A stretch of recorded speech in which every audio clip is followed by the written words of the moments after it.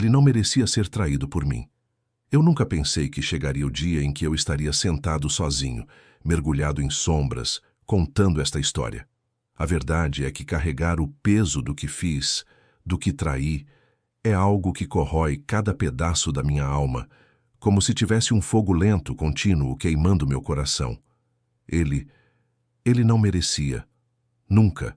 Mas eu falhei. E talvez, se você continuar ouvindo, conseguirá sentir, mesmo que por um instante, o horror de se tornar instrumento de algo que você mais teme em sua própria existência.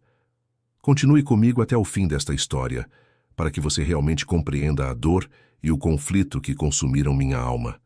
Meu nome é Judas Iscariotes. Sempre ouvi falar de profetas, homens que eram escolhidos por Deus, mas jamais imaginei que eu estaria tão perto de um deles. Caminhar ao lado de Jesus, tocar suas palavras, sentir a leveza de sua presença, era algo que ao mesmo tempo me encantava e me aterrorizava. Eu via a devoção nos olhos dos outros discípulos e sentia a minha própria inquietação crescendo a cada dia. Eu conhecia o coração de cada um de nós, mas nunca conheci o meu próprio. Sempre pensei que entendia as pessoas, que podia medir intenções e lealdades, mas estava enganado, e então ele apareceu, Jesus. Sua luz era opressiva de certa forma. Era impossível não sentir. Ele falava, e mesmo as palavras mais simples tocavam minha alma, expondo fragilidades que eu nunca quis reconhecer. Eu deveria ter amado, seguido, protegido, e, no entanto, em algum momento, comecei a perceber que a fraqueza do meu coração podia ser explorada. As vozes na escuridão do meu pensamento começaram a crescer. Dinheiro, poder, reconhecimento, coisas mundanas, mas que pareciam se misturar com a minha desesperança. Eu sabia que o que eu sentia era errado, mas a dúvida era mais cruel. Comecei a questionar. Será que ele realmente é o Messias que todos esperam? Será que o caminho dele levará à salvação ou à destruição? Cada gesto dele, cada palavra de esperança, cada milagre. Tudo parecia brilhar, mas ao mesmo tempo lançava sombras sobre minha própria fragilidade. E então veio a noite em que tudo mudou. A escuridão se tornava mais densa, e eu caminhava pelos corredores estreitos da minha própria consciência, tentando encontrar uma razão, um propósito para o que eu iria fazer. Eu me perguntava incessantemente, ele merece ser traído por mim? A resposta doía tanto quanto a própria culpa. Eu sabia que estava me preparando para um ato que mancharia minha alma para sempre. E ainda assim, algo em mim, alguma voz perversa, dizia que talvez isso fosse inevitável, que o destino de todos nós já estava traçado. O peso da decisão não estava apenas em minhas mãos. Ele estava em minha mente, em meu coração, em cada suspiro que eu tomava. Eu pensava nos outros discípulos, na fé deles, no amor incondicional que sentiam, e sentia vergonha, raiva, medo. E mesmo assim, havia uma necessidade inexplicável de agir, como se algo maior estivesse me conduzindo para aquele momento que eu jamais poderia desfazer. Mas não pense que foi simples.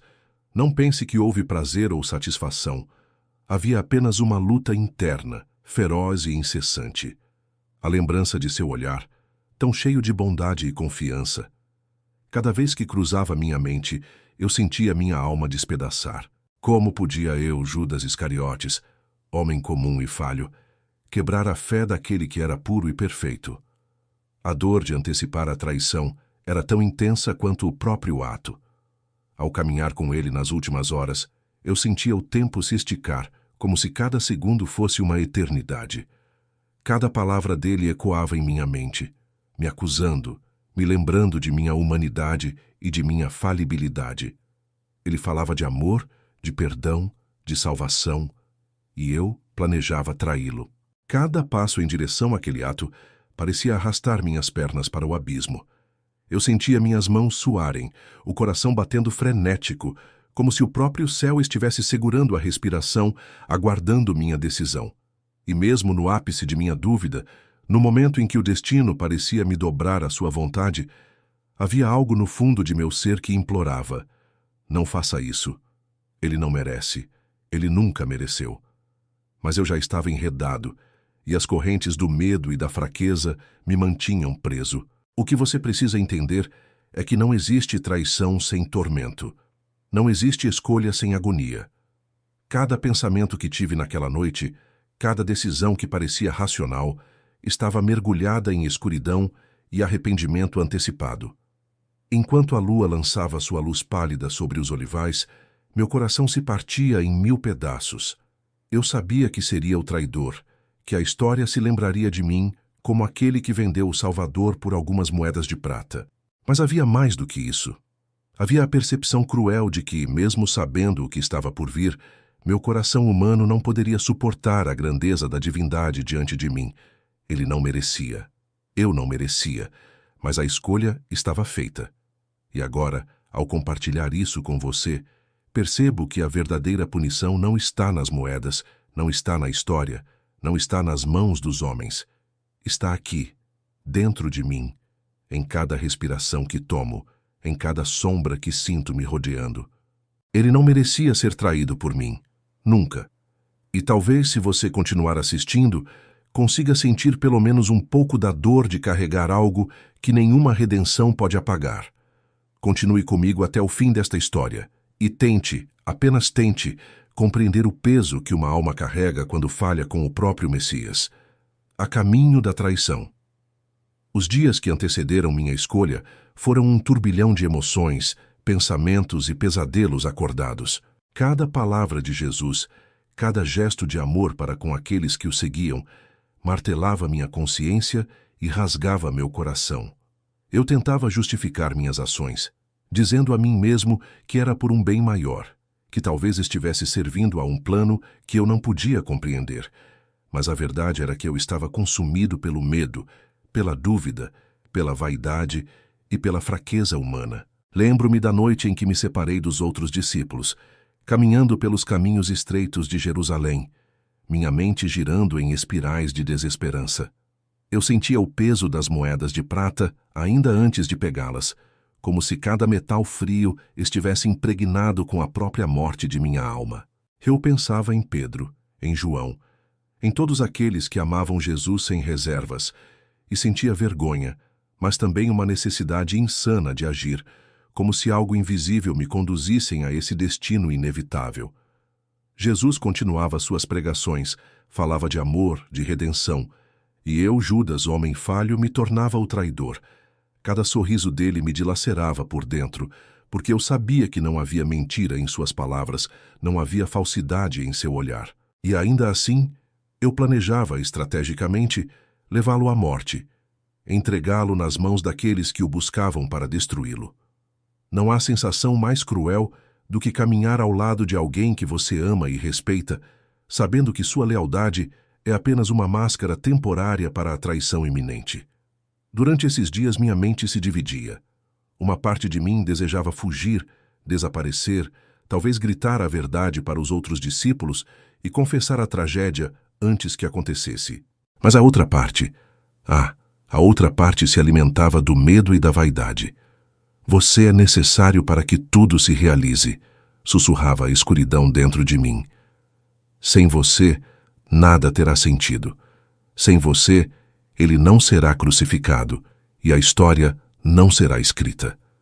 Eu sentia que minha mão estava trilhando o caminho para a eternidade, mas não como herói, e sim como vilão.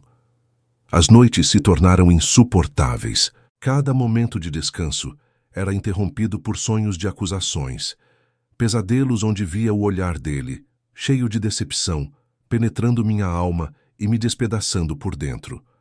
Eu tentava me enganar, buscando justificativas, acreditando que o fim justificaria os meios, mas a verdade era clara. Ele não merecia. Nunca. E, no entanto, eu continuava. A aproximação da Páscoa intensificou tudo. Jerusalém estava cheia de pessoas, e a tensão no ar era quase palpável. Eu via os líderes religiosos tramando nas sombras, planejando o momento de prender Jesus. E eu me senti como uma ponte entre a luz e a escuridão, entre a verdade e a mentira. Cada passo que eu dava em direção àquilo que sabia ser inevitável Parecia esmagar meu coração um pouco mais. Chegou o momento em que fui procurado pelos chefes religiosos. Eles me ofereceram o que parecia um preço vil, 30 moedas de prata, mas que para mim tinham um valor simbólico ainda mais pesado, o valor da minha própria alma. Eu aceitei, e a frieza do ato me assustou. No entanto, mesmo ao apertar as moedas nas minhas mãos, eu não senti triunfo nem alegria. Senti apenas um vazio profundo, uma dor que ninguém poderia ver ou compreender. E então veio a noite da última ceia. Sentar-me à mesa com ele, ouvir suas palavras, sentir sua presença tão cheia de amor e perdão, sabendo que minhas mãos carregariam a sua condenação. Foi como caminhar sobre brasas invisíveis. Ele olhou para mim, seus olhos fixos nos meus, e eu senti cada pedaço de minha alma sendo despedaçado em silêncio. Havia compreensão naquele olhar, mas também uma tristeza infinita, uma tristeza que me esmagou. Durante a ceia, eu tentei esconder minha ansiedade, minha culpa, minha intenção. Mas a tensão era palpável. Ele falava sobre o pão e o vinho, sobre o corpo e o sangue, sobre sacrifício e redenção. E eu estava prestes a destruir tudo. O peso do que estava prestes a acontecer esmagava meu peito, e eu podia ouvir a batida frenética do meu coração, quase como se me acusasse de cada passo que dei em direção à traição.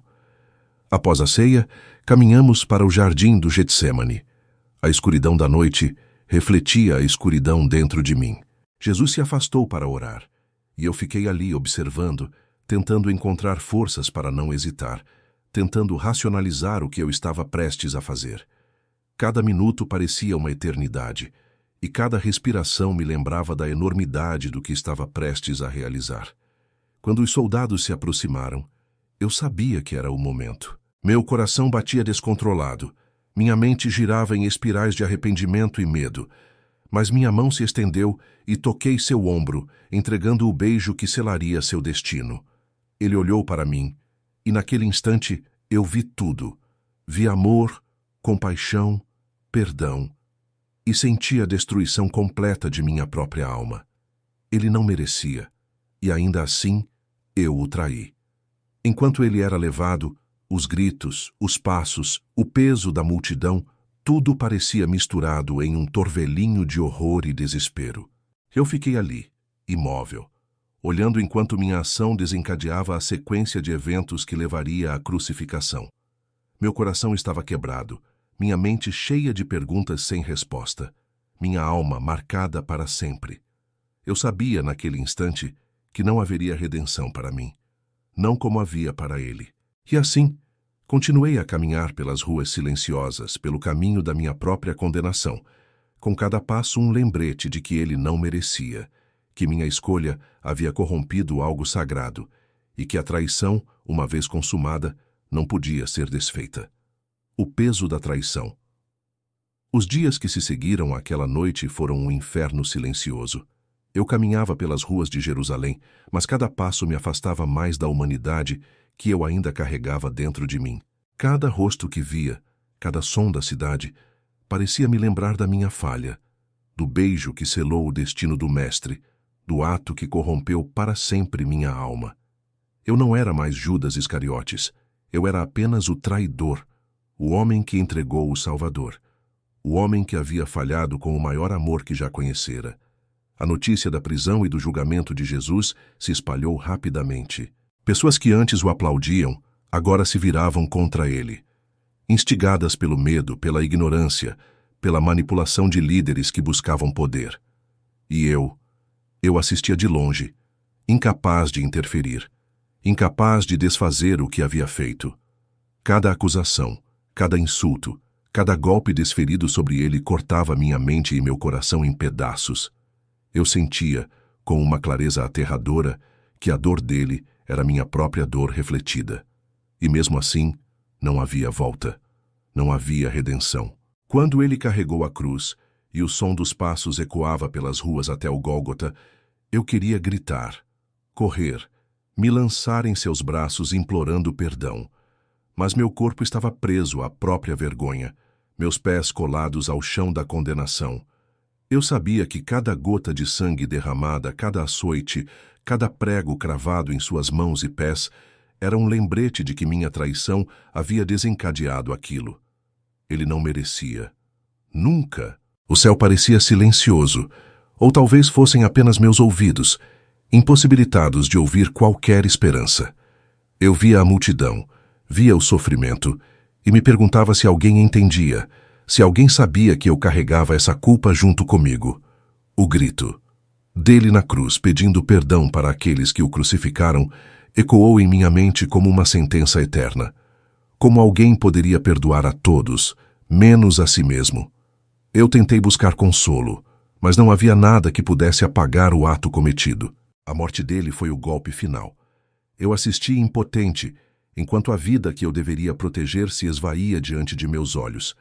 Cada respiração final parecia um martelo batendo no meu coração, lembrando-me da traição, lembrando-me de que eu era, sem sombra de dúvida, o culpado por permitir que o plano do mal prevalecesse naquele momento. E mesmo sabendo que ele havia prometido salvação e vida eterna, eu só sentia vazio, um abismo que engolia minha consciência. Após a crucificação, tentei encontrar respostas. Procurei nos livros, nas palavras dos profetas, nos sussurros da noite, mas não havia palavras que aliviassem a dor, que apagassem a lembrança do beijo, que libertassem minha alma do peso da traição. Eu tentei, de todas as formas, justificar meu ato, buscar redenção em gestos, em oração, em silêncio. Mas o peso era insuportável. E, finalmente, percebi que não havia perdão para mim.